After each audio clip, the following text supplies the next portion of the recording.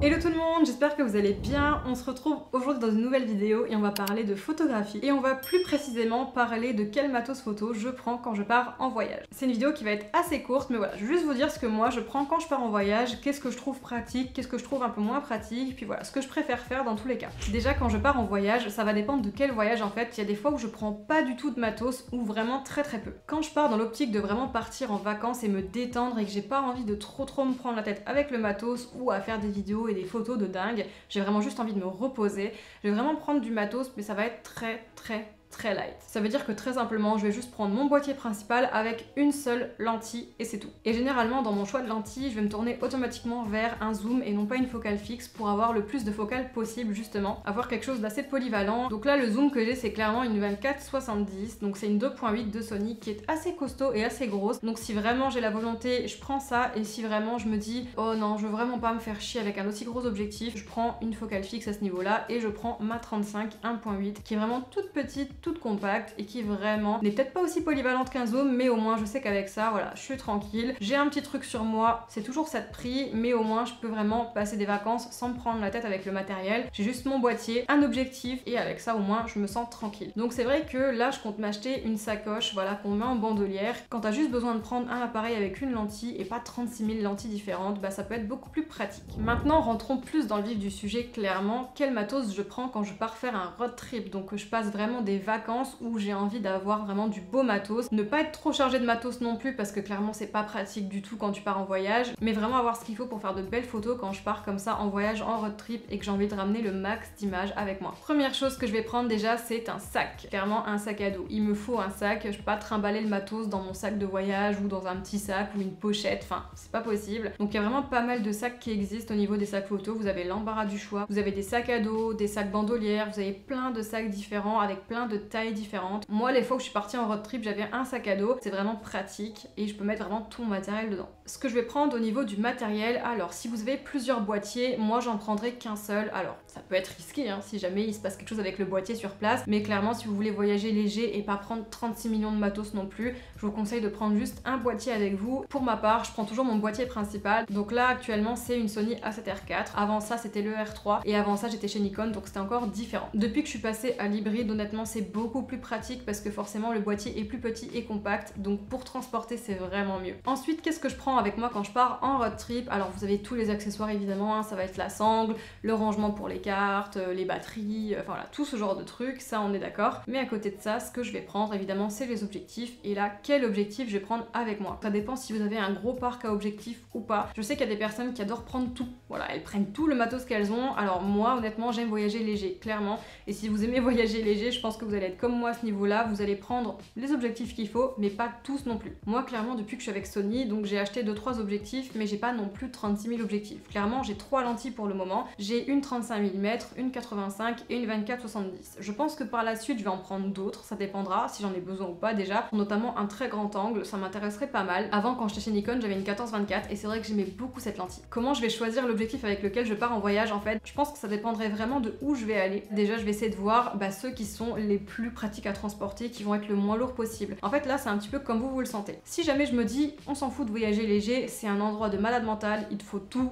dans ces cas-là je prends absolument toutes mes lentilles. Ce qui veut dire que je prends ma 35, ma 85 et ma 24-70. Et après sur place je vais jauger. Moi je pense que quand on part en voyage comme ça, c'est important d'avoir souvent un grand angle parce que c'est vraiment avec le grand angle que tu peux avoir de très belles photos de paysages. Voilà, quand tu veux vraiment avoir une vue d'ensemble sur les paysages que tu vas prendre en photo, c'est vrai que c'est très intéressant d'avoir du grand angle. Si jamais tu fais des spots où voilà t'as pas nécessairement besoin de très grand angle, moi je pense qu'une 35 ça peut vraiment faire l'affaire pour beaucoup de choses.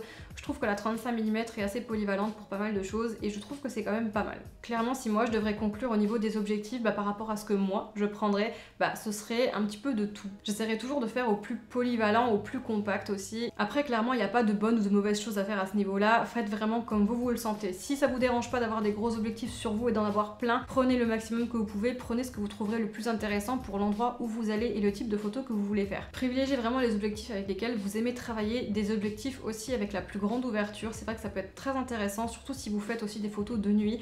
Parfois il y a des beaux spots à faire la nuit, donc c'est vrai que ça peut être très intéressant aussi de penser à ça. Sinon au niveau du matériel, il y a des choses que j'aime bien prendre avec moi quand je pars en voyage. Alors des fois j'aime bien prendre mon trépied aussi, donc j'ai un trépied Manfrotto en fait qui se rétracte, ça veut dire il est hyper pliable, il devient tout petit et tu peux le caler au niveau du sac sur le côté et ça c'est hyper pratique. C'est vrai qu'un trépied ça peut être assez intéressant si tu veux faire des timelapses, si tu veux faire une pause longue, si tu veux faire ce genre de choses. Moi je pense qu'un trépied, si tu peux le prendre avec toi et que tu as envie de le prendre, bah prends-le. Autre chose que j'aime beaucoup prendre avec moi quand je pars en voyage maintenant, forcément c'est ma caméra de vlog, hein. Depuis que je fais des vlogs sur ma chaîne, j'aime beaucoup prendre cette caméra là. Parfois même je prends mon micro aussi avec moi, parce que si je me dis que j'ai envie de filmer avec ma caméra Sony, bah je me dis que voilà, je mets mon micro dessus, la qualité du son sera un petit peu meilleure et c'est vrai que des fois je le prends parce que mon micro est tout petit. C'est un micro Sennheiser, je vous ai fait une vidéo d'ailleurs sur mon matos photo là de 2020 et je vous montre le micro là, donc si jamais tu veux checker ça, n'hésite pas à y aller. Sinon pour terminer cette vidéo, clairement quand je pars en voyage, je vous ai dit hein, donc je prends pas mal d'accessoires et les choses que je prends toujours avec moi forcément, c'est mon ordinateur portable avec des disques durs. Parce que clairement, au bout d'un moment, tes cartes elles vont être remplies et il va falloir les vider si tu veux pouvoir re-shooter avec. C'est pour ça que déjà à la base, moi je pars avec des cartes SD où il y a pas mal de gigas dessus, ça me permet de pouvoir faire pas mal de clichés avant de devoir faire un dérochage sur mes disques durs. Donc voilà, je prends pas non plus 40 000 disques durs, clairement je prends un disque dur vide, généralement c'est 500 gigas ou 1 Tera. Je sais qu'aujourd'hui il y a des disques durs, vous avez même pas besoin d'avoir votre PC portable avec vous, vous pouvez directement tout mettre sur le disque dur. Je pense que c'est un achat que je ferai forcément un jour ou l'autre parce que c'est vrai que c'est assez pratique. Après l'avantage aussi quand t'as ton ordinateur avec toi, c'est que tu peux retoucher tes photos directement et les publier directement de là où t'es. Mais attention, petite chose à savoir aussi, c'est que maintenant directement depuis la tablette et même depuis le téléphone, tu peux retoucher tes photos. Je sais que Adobe propose maintenant des choses, que ce soit avec Lightroom ou bien avec Photoshop, tu peux directement retravailler tes images sur la tablette ou sur le téléphone. Donc c'est vrai qu'à ce niveau-là, c'est un petit peu pratique. Après, il y a d'autres logiciels de retouche aussi, mais je les connais pas vraiment. J'ai jamais travaillé avec d'autres que ces deux-là. Donc voilà, après chacun travaille avec ce qu'il veut, mais c'est vrai qu'aujourd'hui, il y a quand même pas mal d'avancées qui permettent de plus forcément avoir besoin de trimballer le PC portable pour retoucher ses images. Et dernière chose aussi, forcément, j'ai acheté un Mavic Mini il y a pas très longtemps et je me dis que voilà, pour les prochains voyages, ça va dépendre de la destination où je vais aller. Vous avez des cartes selon les pays où vous avez des zones autorisées pour faire voler ce genre de drone. Bah je me dis que forcément mon prochain voyage, mon prochain road trip, je vais le prendre avec moi, c'est sûr, et j'aurai vraiment envie de faire des photos de là où je serai clairement avec le drone. Parce que clairement les photos en drone c'est quelque chose de magnifique et j'adore regarder les gens qui font des photos de drone.